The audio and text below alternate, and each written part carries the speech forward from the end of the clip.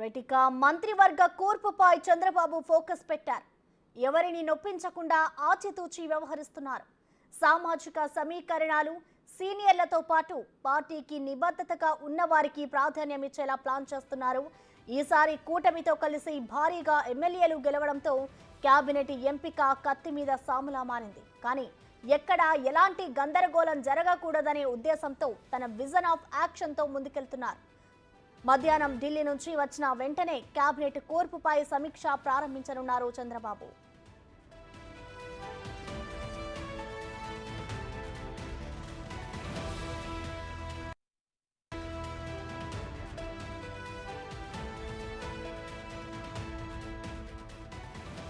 Cabinet లో జనసేన అధినేత పవన్ కు ఇచ్చే పదవిపైన యావత్ రాష్ట్రం ఉత్కంఠగా చూస్తోంది. కూటమిలో కీలకంగా పనిచేస్తున్న జనసేనకు అన్యాయం జరగకుండా ఉండేలా చంద్రబాబు పటిష్ట ప్రణాళిక సిద్ధం చేసినట్లు తెలుస్తోంది. ఇప్పటికే పవన్ తో పాటు బీజేపీ నేతలతోనూ చంద్రబాబు చర్చించారు. పవన్ కు డిప్యూటీ సీఎంతో పాటు కీలక మంత్రి పదవి ఇవ్వనున్నట్లు పార్టీ వర్గాల్లో ప్రచారం జోరందుకుంది. కొత్తగా గెలిచిన ఎమ్మెల్యేలకు అవకాశం ఇవ్వనున్నారు. ఈసారి రాష్ట్ర కేబినెట్ లో మహిళలకు బెర్తులు కేటాయించినట్లు తెలుస్తోంది. జనసేనకు 3-4 మంత్రి పదవులు దక్కే సూచనలు కనిపిస్తున్నాయి.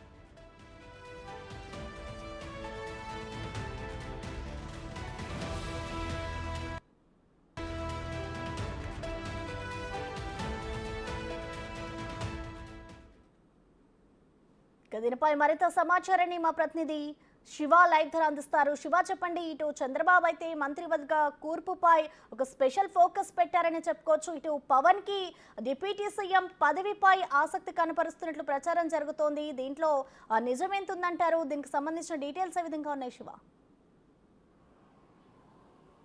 ప్రసన్న, మొత్తం మీద చూసుకుంటే ఆంధ్రప్రదేశ్లో కొత్తగా కొలువు జరగబోతున్న ప్రభుత్వం చంద్రబాబు సర్కార్ ఇప్పటికే కేబినెట్ కూర్పులకు సంబంధించి కూడా తీవ్ర స్థాయిలో కసరత్తు చేస్తూ ఉన్నారు.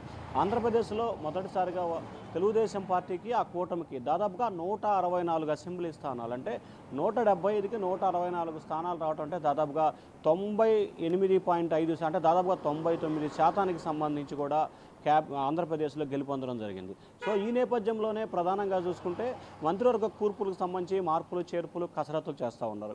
ఇక చంద్రబాబుకు సంబంధించి కూడా ఉమ్మడి 13 జిల్లాలకు సంబంధించి మాత్రమే అభ్యర్థులను విడబట్టే ప్రయత్నాన్ని శ్రీకారం చూస్తున్నారు. దీంట్లో గత 5 సంవత్సరాల కాలంగా ఎవరైతే పార్టీ కోసం కష్టపడి పార్టీ వల్ల నష్టపోయి ఇబ్బందులు పాలయ్యారో వారికి మొదటి ప్రాధాన్యత.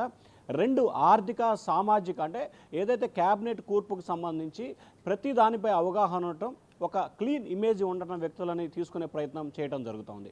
దాంతోపాటుగా 3వ అంశానికి సంబంధించి ఆంధ్రప్రదేశ్పై పూర్తి స్థాయిలో పట్టు, అలాగే ప్రతిపక్షాలు చేస్తున్న వాటిని తీవ్ర స్థాయిలో నిరోధించడం, అంటే జవాబు ద్వారానే, ఇక్కడ వేరే రకంగా కాకుండా జవాబు ద్వారానే కట్టడి చేసే ప్రయత్నం. ఇక మరొక అంశానికి సంబంధం చూసుకుంటే జనసేన, భారతీయ జనతా పార్టీకి కూడా కేబినెట్లో అవకాశాలు ఇచ్చే అవకాశాలు కనిపిస్తున్నాయి.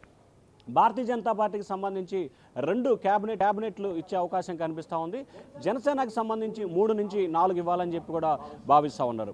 అయితే జనసేన ఎక్కడెక్కడ నుంచి ఆశిస్తుందో ఆ లిస్టు ఫైనల్ అయిన తర్వాత, అంటే జనసేన బీజేపీ ఇద్దరు కలిపి కూడా దాదాపుగా 5 నుంచి 6 మంత్రివర్గ స్థానాలు ఇచ్చే అవకాశం ఉంది. వారు ఎక్కడ ఆశిస్తున్నారు, ఎవరెవరిని ఆశిస్తున్నారు డేటా తీసుకున్న తర్వాత ఆ జిల్లాల పరిమితి, అక్కడున్న సామాజిక సమీకరణలు బేరేజ్ వేసుకొని తెలుగుదేశం పార్టీకి సంబంధించిన మంత్రివర్గాన్ని ఎంపిక చేసే అవకాశాలు కనిపిస్తున్నాయి.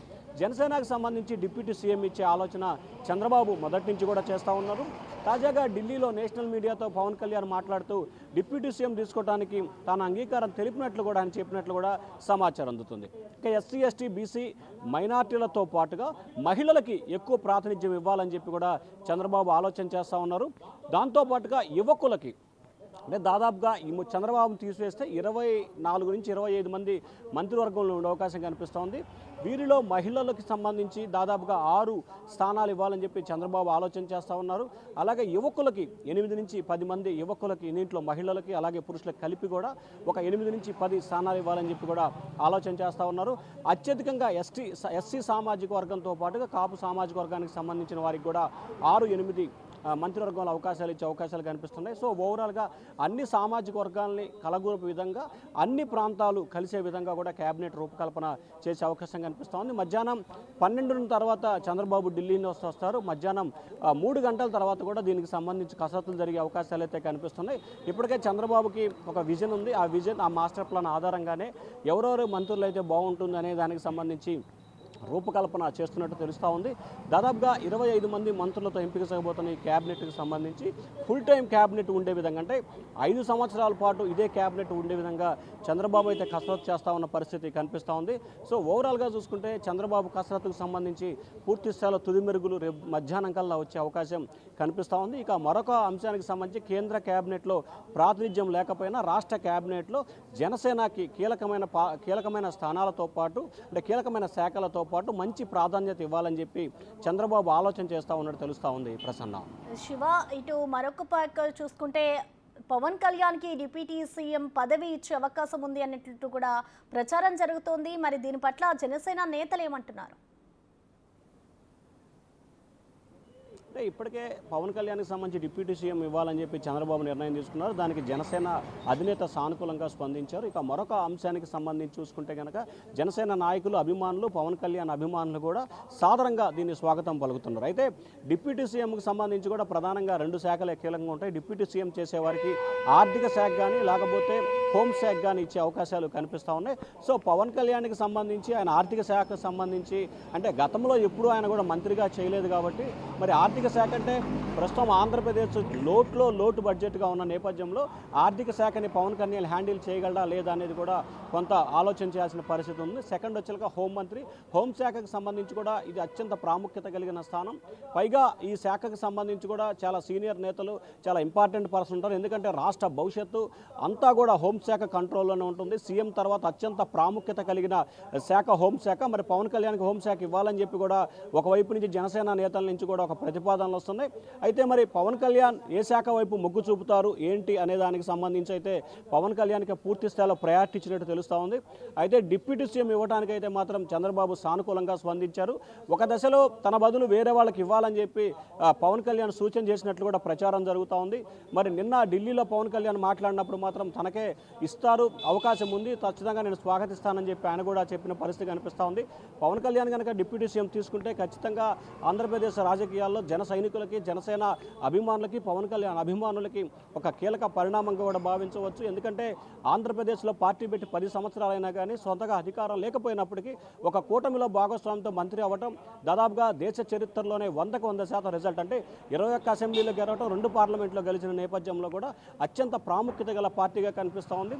ఏదైతే పవన్ కళ్యాణ్ ఉన్న మాస్ ఫాలోయింగ్ నేపథ్యంలో కూడా ఈ క్యాబినెట్ విస్తరణలో, ఈ క్యాబినెట్లో పవన్ కళ్యాణ్కి అవకాశం కనుక లభిస్తే ఖచ్చితంగా జనసేన రానున్న రోజుల్లో ఎదుగుదలకి చాలా కీలకంగా ఉపయోగపడే అవకాశాలు అయితే కనిపిస్తూ ఉన్నాయి. ప్రసన్న, శివాయి, చూసుకుంటే ఇప్పటికే ఇటు బీజేపీ కానివచ్చు, తెలుగుదేశం, అలాగే జనసేన పార్టీ 3 పార్టీలు కలిపి ఒక కూటమిగా ఏర్పడింది. మరి ఆ 3 పార్టీల పరంగా చూసుకుంటే ఏ పార్టీకి ఎక్కడెక్కడ కేటాయించే అవకాశం ఉందనుకోవచ్చు?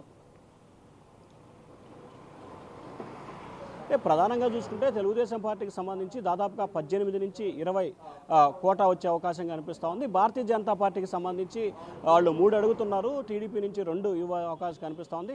ఇక భారతీయ జనతా పార్టీకి సంబంధించి ఎచ్చెర్ల నుంచి 1 అడుగుతున్నారు. అలాగే కడప జిల్లాకు సంబంధించి ఆదినారాయణ రెడ్డి మరొకటి అడుగుతున్న పరిస్థితి కనిపిస్తూ ఉంది.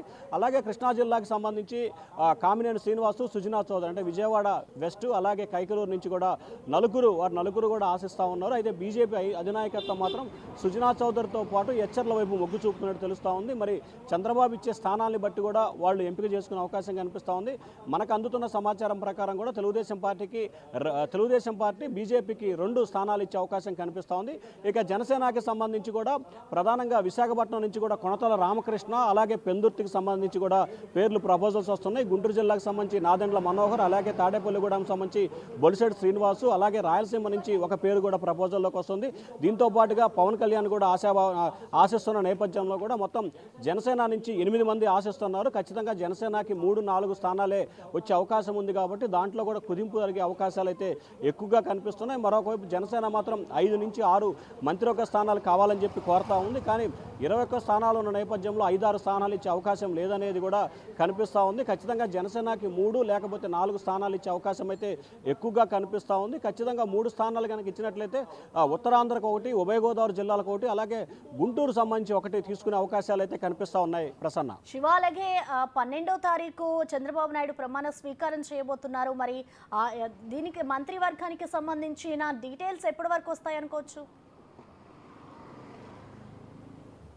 అంటే వాస్తవానికి మొదటగా అయితే నిన్నటి వరకు కూడా చంద్రబాబు ఒక్కరే ప్రమాణ స్వీకారం చేస్తారు, తర్వాత మిగిలిన వారు ప్రమాణ స్వీకారం చేస్తారని చెప్పి కూడా టీడీపీ నేతలు అయితే చెప్తా ఉన్నారు. ఎందుకంటే చంద్రబాబు చేస్తున్న ప్రమాణ స్వీకారానికి సంబంధించి ప్రధానమంత్రి నరేంద్ర మోడీతో పాటుగా వివిధ రాష్ట్రాలకు సంబంధించిన ముఖ్యమంత్రులు కూడా ప్రత్యేకంగా తెలుగుదేశం పార్టీ ఆహ్వానిస్తున్న పరిస్థితి కనిపిస్తూ ఉంది. చుట్టుపక్కల ఉన్న 5 రాష్ట్రాలని తమిళనాడు, కర్ణాటక, కేరళ, తెలంగాణ, ఒరిస్సా సంబంధించిన 5 రాష్ట్రాలకు సంబంధించిన ముఖ్యమంత్రులను ఆహ్వానించాలని చెప్పి టీడీపీ ఆలోచన చేస్తూ ఉంది. దాంతోపాటుగా చంద్రబాబుకి అత్యంత సన్నిహితంగా ఉంటున్న కొంతమంది ముఖ్యమంత్రులు, కొంతమంది మాజీ ముఖ్యమంత్రులు, అలాగే ఎన్డీఏ ఆధ్వర్యంలో ఉన్న రాష్ట్రాలకు సంబంధించిన ముఖ్యమంత్రులు కూడా పిలవాలని చెప్పి టీడీపీ ఆలోచన చేస్తూ ఉంది. దానికి సంబంధించి ఈరోజు మధ్యాహ్నానికి ఒక క్లారిటీ వచ్చే అవకాశం కనిపిస్తూ ఉంది. సో ప్రధానమంత్రి నరేంద్ర మోడీ వివిధ రాష్ట్రాలకు సంబంధించిన ముఖ్యమంత్రులు, మాజీ ముఖ్యమంత్రులు వస్తున్న నేపథ్యంలో చంద్రబాబు ఒక్కరే ప్రమాణ స్వీకారం చేస్తే బాగుంటుందన్న ఆలోచన టీడీపీ నేతలు అయితే ఆశిస్తున్నారు. మరి చూడాలి, ఖచ్చితంగా రేపు మధ్యాహ్నానికల్లా దీనికి సంబంధించి క్లారిటీ వచ్చే అవకాశం కనిపిస్తూ ఉంది. చంద్రబాబుతో పాటు జనసేన నుంచి ఒకరు, అలాగే బీజేపీ నుంచి ఒకరు, మొత్తం 3తో ప్రమాణ స్వీకారం చేయించాలని చెప్పి మరొక ప్రతిపాదన అయితే వ్యక్తమవుతున్న పరిస్థితి కనిపిస్తూ ఉంది. అయితే ఓవరాల్గా అయితే ఖచ్చితంగా మొత్తం 25 మంత్రివర్గ స్థానాలకు సంబంధించి ఎల్లుండి చేసే అవకాశాలు అయితే చాలా తక్కువగా ఉన్నాయి. వచ్చే చంద్రబాబు ఒక్కరా లేకపోతే మిగిలిన 3-4తో కలుపుకొని మంత్రులుగా ప్రమాణ స్వీకారం చేస్తారా అనే దానికి సంబంధించి అయితే టీడీపీ కసరత్తు చేస్తాం. దానికి సంబంధించిన క్లారిటీ మధ్యాహ్నం చంద్రబాబు ఢిల్లీ నుంచి వచ్చిన తర్వాత సమావేశం నిర్వహిస్తారు. ఆ సమావేశంలో కొన్ని కీలకమైన నిర్ణయాలు తీసుకునే అవకాశం కనిపిస్తోంది. రేపు టీడీఎల్పీ సమావేశం జరుగుతున్న నేపథ్యంలో అక్కడే దాదాపుగా రేపు సాయంకాలమే పూర్తి స్థాయిలో క్లారిటీ వచ్చే అవకాశాలు అయితే కనిపిస్తూ ఉన్నాయి. Prasanna. Right, thank you Shiva.